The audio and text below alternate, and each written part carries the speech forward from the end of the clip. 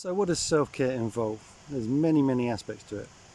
I'm just going to list a few and go into a little bit of detail. So one of them is just not pushing ourselves too hard. Now I've made a video about a thing called the rule of thirds, whereby when you're fully healthy, you should only really push yourself to 2/3 of your capacity. And that way you have something in reserve for unforeseen circumstances. And also your capacity can grow because you're not putting strain on your system. So that's one thing, is to just not push ourselves too hard. Another thing is the way that we talk to ourselves. I think if a lot of us recorded our kind of inner dialogue and the way that we talk to ourselves, we'd be pretty upset if we imagined that that was maybe a friend or a loved one that we were talking to like that.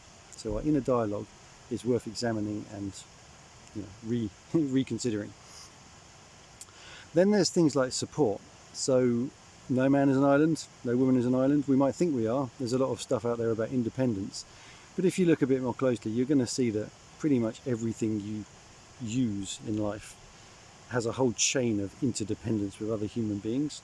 Even if you're living as a hermit in the woods, you've got this nice metal knife that you use. Well, someone made that. You didn't make it yourself. So we are entirely dependent on the beneficence of other beings, and we often forget that. And it's quite good to kind of examine our networks and see if they're actually supportive to us. Obviously, there wants to be some kind of balance, and when we're resourced, then it's nice to be able to be part of other people's support networks. But certainly in times of need and times of strain, it's really important to reach out and find out who in your circle is actually willing to, to contribute to your well-being, whether it's, practically or emotionally or, whatever. So, building a good support network is an essential part of self-care. Then there's things like exercise. And when I'm talking about exercise, I'm not talking about necessarily going to the gym and pushing yourself, because that can actually be the opposite of self-care. It can be another way of putting pressure on ourselves, forcing our bodies to achieve certain external goals rather than listening to what our bodies want. So when I'm talking about exercise, I'm really talking more about really nourishing stuff, like where I am now, beautiful place in Devon, going for gentle walks, or even, more vigorous walks, but not in a way that's kind of like about goals. Okay, hopefully you get the difference there. And then there's other exercise forms, things like yoga and qigong and tai chi, which are fantastically nourishing and beneficial to many aspects of our beings, including physical, but also on other levels. So exercise for me isn't so much a kind of pressure that I put on myself, it's a gift that I give myself. And I suppose in that vein, it's about, self-care is very much about how kind are we to ourselves. What are the gifts that we give ourselves? Do we give ourselves the gift of spending time doing things we love as much as we're able? Now obviously there are external pressures on us, financial needs and family and other commitments, but within that framework, do we find opportunities to be kind to ourselves, to give to ourselves? Like I say, doing things we love can be very nourishing. So that's some of them. Another one I thought of is advocacy. So when I was really ill, I really had to fight to get the medical attention that I needed.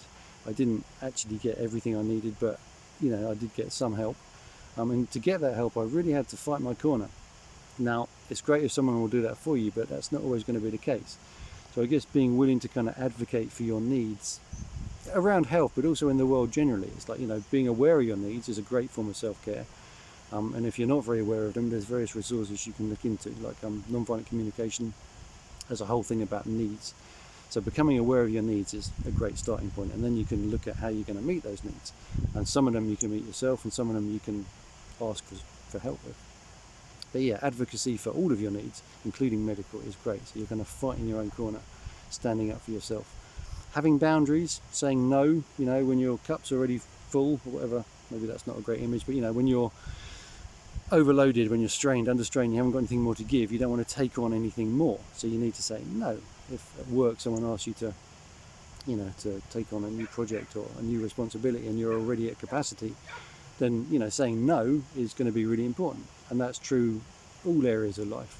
So having that ability to say no means that when you say yes, no one's going to pay for it, which is often the case. If we say no when we're not actually fully resourced, then actually we pay for it and other people pay for it, because the way that we deliver on what they've asked has a kind of